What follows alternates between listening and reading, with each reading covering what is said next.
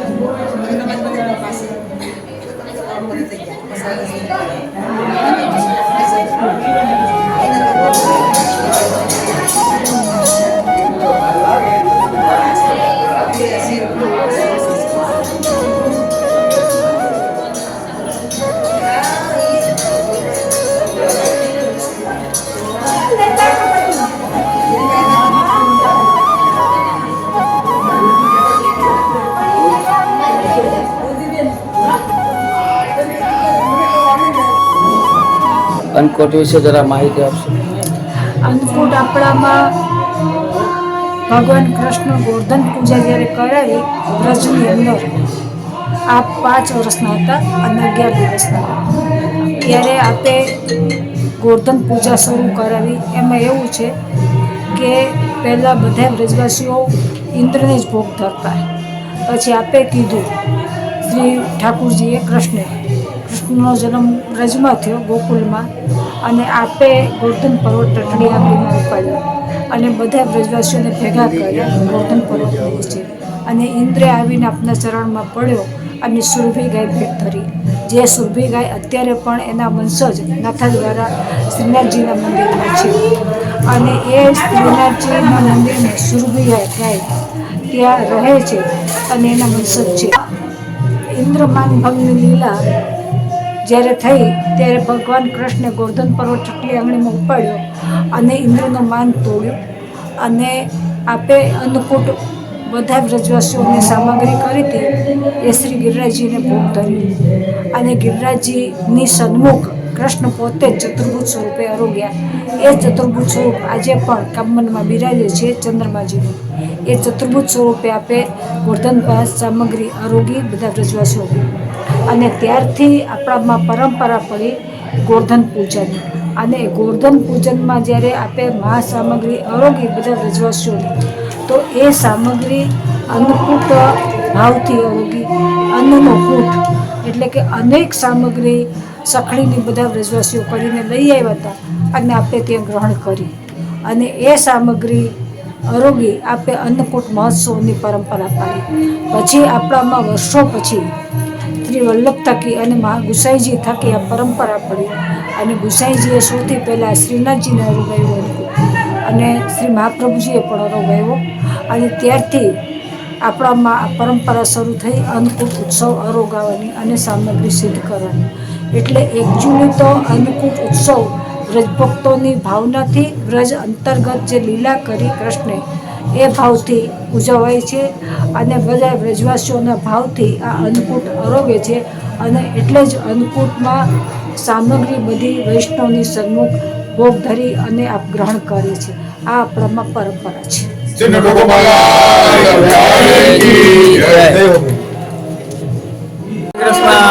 આપણે અન્નકૂટ કેટલા દિવસની તૈયારી અને વ્યવસ્થામાં શું શું આપણે આયોજનમાં શું શું કરવું પડ્યું અને કેટલા સમયથી આપ તૈયારી કરી રહ્યા છો એની બધાના માહિતી આપશો. આજે જેજેશ્રીના અન્નકૂટની વડનગરના વૈષ્ણવો, કોડીનાના વૈષ્ણવો, ઉનાના વૈષ્ણવો જ્યારે વિનંતી કરી કે જે આપણે ક્યારે અન્નકૂટ ધરાવવાનું, ત્યારે જેજેશ્રીએ આજ્ઞા આપી કે કોઈ પણ એક તારીખ નક્કી કરો અને મુખિયાજીને બોલાવી અને સામગ્રીનું લિસ્ટ બનાવ્યું અને બધા વૈષ્ણવો સાથે મળી સામગ્રી પધરાવી.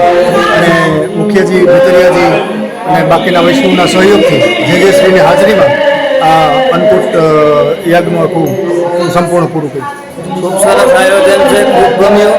અને છેલ્લા અડધી પોણી કલાકથી કન્ટિન્યુ જોઉં છું, આયોજન એકદમ સરસ છે. આપણે બધાએ ખૂબ મહેનત કરી છે. ઠાકોરજીની કૃપા બધા પર બની રહે એવી ઠાકોરજીને પ્રાર્થના કરું છું. જય શ્રી કૃષ્ણ. જેજેશ્રીની જેવી આજ્ઞા, જેવી કૃપા એ તો છે, એના આશીર્વાદ તો રહેશે. ઠાકોરજીના આશીર્વાદ બધા પર બના રહ્યા છે. જય શ્રી કૃષ્ણ. हमारा भीतरिया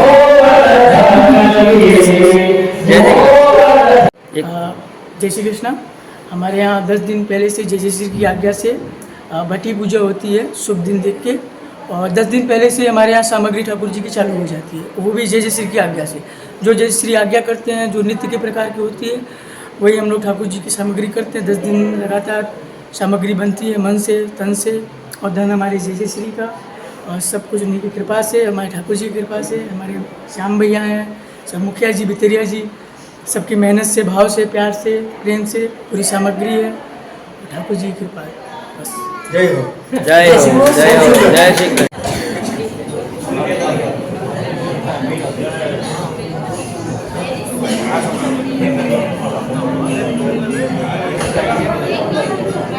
સત્સંગીઓ વિરાજમાન છે.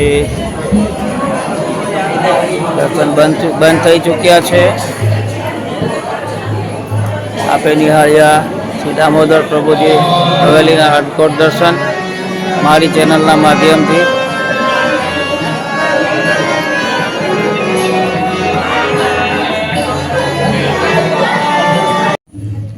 જય શ્રી કૃષ્ણ.